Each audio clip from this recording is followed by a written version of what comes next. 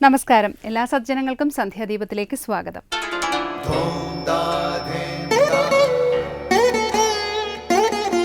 ശുഭം ഭവതു കല്യാണമായുസാരോഗ്യവർദ്ധനം സർവദുഃഖ വിനാശായ സന്ധ്യാദീപം നമോസ്തുതേ.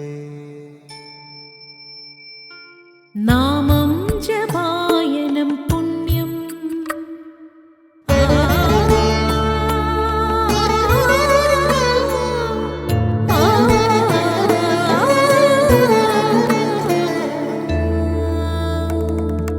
നാമം ജപായനം പുണ്യം നിരുപമദീപാങ്കുരം പോലെ സ്വരശ്രുതിലയവരമതുലം ദീവാങ്കണം മോക്ഷസംഗീതസാരം നീളും വഴിത്താരയിൽ ജീവതാരം മന്ത്രാലാപം മായാവിൻ നിൻ പ്രസാദം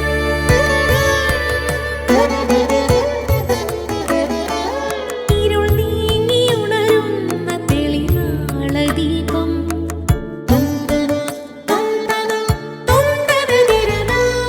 ഇരുൾ നീങ്ങിയുണരുന്ന തെളിനാളദീപം പ്രണവാമൃതം ചൊരിയുന്ന ദീപം ദീപം ദീപം ദീപം ദീപം സന്ധ്യാദീപം. ഭൂമിയിലെ ജലാശയങ്ങളിലുള്ള സൂര്യപ്രതിബിംബവും ആകാശത്തിലെ സൂര്യനും ഒരുമിച്ച് ഒരു പാഠം നമ്മെ പഠിപ്പിക്കുന്നു. ഇത് ആത്മതത്വത്തെ സംബന്ധിച്ച പാഠമാണ്. യഥാർത്ഥത്തിൽ സൂര്യൻ ഒന്നു മാത്രം. എന്നാൽ അസംഖ്യം ജലസംഭരണികളിൽ അസംഖ്യം സൂര്യന്മാരെ കാണാം. സൂര്യനും പ്രതിബിംബങ്ങളും വേറെയാണ് എന്ന് ചിന്തിക്കുന്നത് അവിവേകമാണ്. ഇതേപോലെ ഓരോ ശരീരങ്ങളിൽ ജീവാത്മാവായി ഇരിക്കുന്നത് വാസ്തവത്തിൽ ഒരേ പരമാത്മാവ് തന്നെയാണ്. ഭിന്ന ശരീരങ്ങളിൽ ഭിന്ന ആത്മാക്കളുണ്ടെന്ന ധാരണ അറിവില്ലായ്മ മൂലമാണ്. ഇങ്ങനെ ജീവാത്മ പരമാത്മ ബന്ധത്തെ സൂര്യദൃഷ്ടാന്തത്തിൽ മനസ്സിലാക്കാം. ജലത്തെ വലിച്ചെടുത്ത സൂര്യൻ ഋതുമാറി വരുമ്പോൾ വലിച്ചെടുത്തത് തിരികെ വർഷിക്കുന്നു. താൻ ജലം വലിച്ചെടുക്കുന്നോ വിട്ടുകൊടുത്തു എന്നോ സൂര്യൻ അഭിമാനിക്കാറില്ല. എന്നെന്നും മാറ്റമില്ലാതെ നിൽക്കുന്നു. ഇതേപോലെ സാധകനും ഇന്ദ്രിയങ്ങളെ കൊണ്ട് എന്ത് സ്വീകരിച്ചാലും ആവശ്യക്കാർക്ക് യഥാസമയം നൽകിയാലും അഭിമാനരഹിതനായിരിക്കണം എന്ന് സൂര്യതത്വം നമ്മെ ഓർമ്മപ്പെടുത്തുന്നു.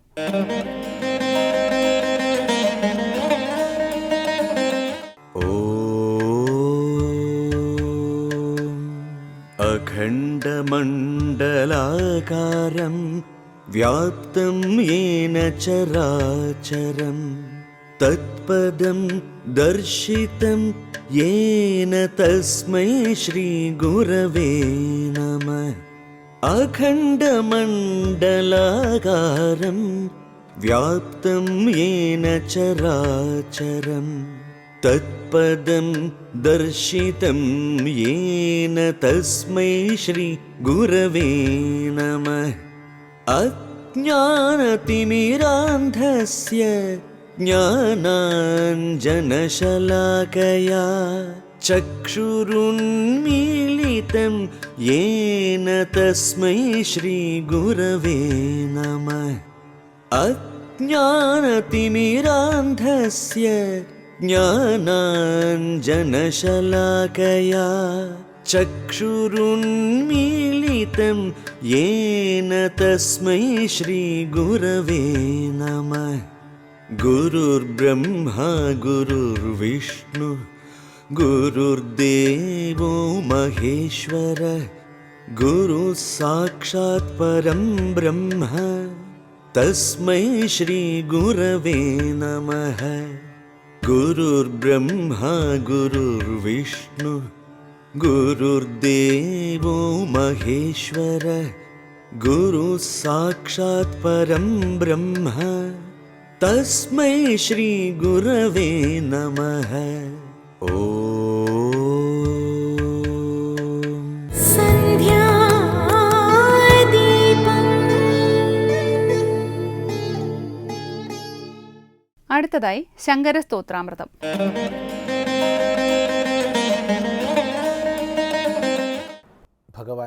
ഭാഷ്യകാരൻ്റെ ശ്രീമദാചാര്യ ശങ്കരാചാര്യ ഭഗവത്പാദങ്ങളുടെ കൃതികളിൽ ചില സ്തോത്രങ്ങളും ചില വേദാന്ത പ്രകരണങ്ങളും സാരോപദേശ കൃതികളും എല്ലാം നമ്മൾ ശ്രദ്ധിച്ചുകൊണ്ടിരിക്കുകയാണ്. അക്കൂട്ടത്തിൽ വേദാന്തത്തിൻ്റെ സൂക്ഷ്മ വിചാരത്തിലേക്ക് നമ്മളെ നയിക്കുന്ന വളരെ ചെറിയ ഉത്കൃഷ്ടമായൊരു കൃതി നമുക്ക് ശ്രദ്ധിക്കാം. മനീഷാപഞ്ചകം. മനീഷാപഞ്ചകം പേര് സൂചിപ്പിക്കുന്ന പോലെ വെറും 5 ശ്ലോകങ്ങൾ മാത്രമുള്ളൊരു കൃതിയാണ്. മനോഹരമായ 5 ശ്ലോകങ്ങൾ. വാസ്തവത്തിൽ ഈ കൃതിയിൽ അദ്വൈതനിഷ്ഠനായ ആചാര്യൻ്റെ അഭേദബുദ്ധി എടുത്തു കാണിച്ചിരിക്കുക. ലോകദൃഷ്ടിയിൽ ബ്രാഹ്മണ ക്ഷത്രിയ വൈശ്യ ശൂദ്രന്മാരാകുന്ന ചാതുർവർണ്ണ്യത്തിൽ കഴിയുന്നവരും വർണ്ണങ്ങളിൽ നിന്ന് നിപതിച്ചു പോയ ചണ്ടാളനും ഒക്കെയുണ്ട്. ഭഗവാൻ ഭാഷ്യകാരൻ്റെ കാലഘട്ടം ഓർമ്മിക്കണം. ആ കാലഘട്ടത്തിലെ സാമൂഹിക ക്രമങ്ങളെ ഓർമ്മിക്കണം. ഇപ്പോൾ ചണ്ടാളെന്ന് പറഞ്ഞാൽ പതിതനാണ്. ജനസമൂഹത്തിൽ സാമാന്യമായ വ്യവഹാരത്തിലേക്ക് ചേർക്കുന്നവനല്ല. എന്നാൽ ആചാര്യൻ്റെ ദൃഷ്ടി, അദ്വൈതാചാര്യൻ്റെ ദൃഷ്ടി ബ്രാഹ്മണനും ചണ്ടാളനും ഒരുപോലെ മാനിക്കപ്പെടുന്ന ദൃഷ്ടിയാണ്. അവർക്ക്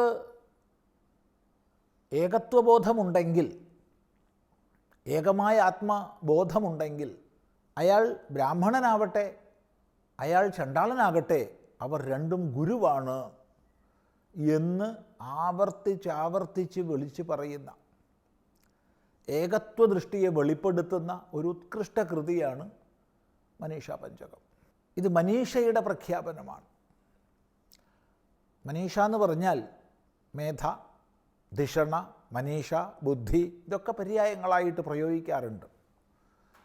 നിശ്ചയാത്മികയായ ബുദ്ധിക്കാണ് മനീഷ എന്ന് പറയുക.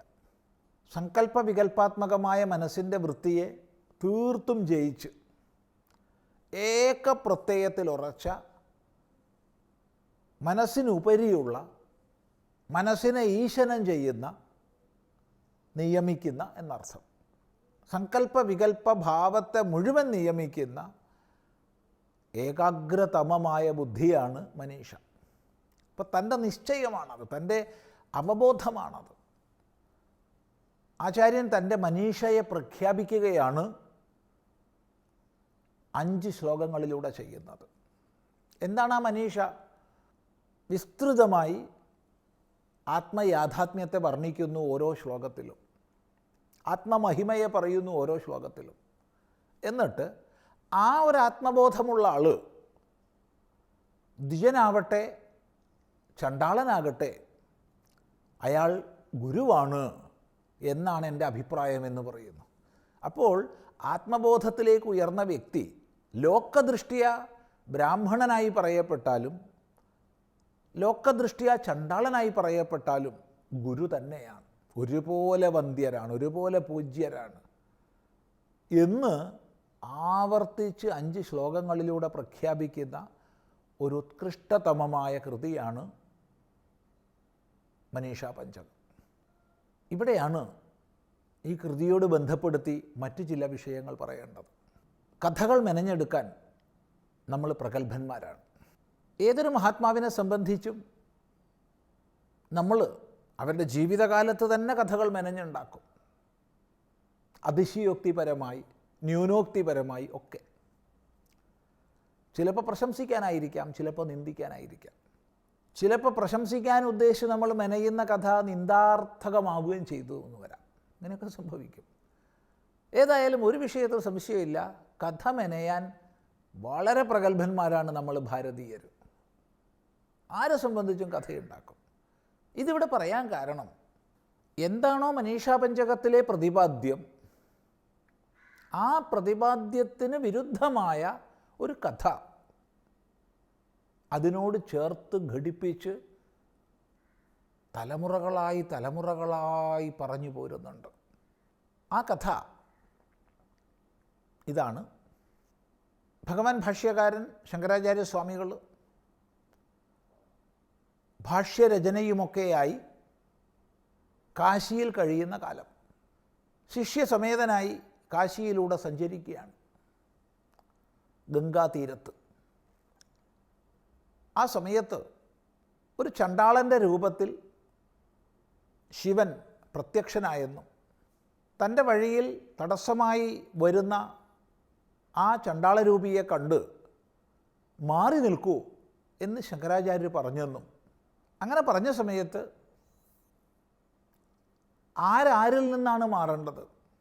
അന്നമയത്തിൽ നിന്ന് അന്നമയം മാറണോ, അതല്ല ചൈതന്യത്തിൽ നിന്ന് ചൈതന്യം മാറണോ എന്ന് ആ ചണ്ടാളൻ ചോദിച്ചു എന്നും, അത് കേട്ട് ചണ്ടാളൻ്റെ പ്രഭാവം മനസ്സിലാക്കിയ ശങ്കരാചാര്യസ്വാമികൾ വീണ് നമസ്കരിച്ച് 5 ശ്ലോകങ്ങളിലുള്ള മനീഷാ പഞ്ചകത്തെ രചിച്ചു എന്നൊക്കെയാണ് കഥ.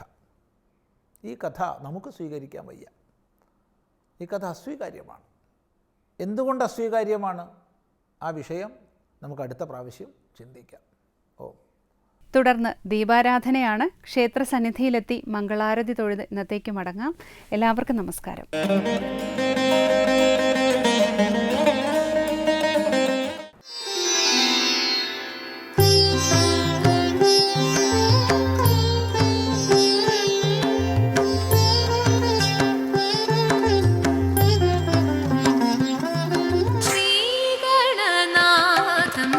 सततं भजेऽहं श्रीयादिकेशव सोदरी सल्पुत्रं मातृहितं परिपालन बालं शिवकरहन्यं पुनर्पुण्यजन्यं श्री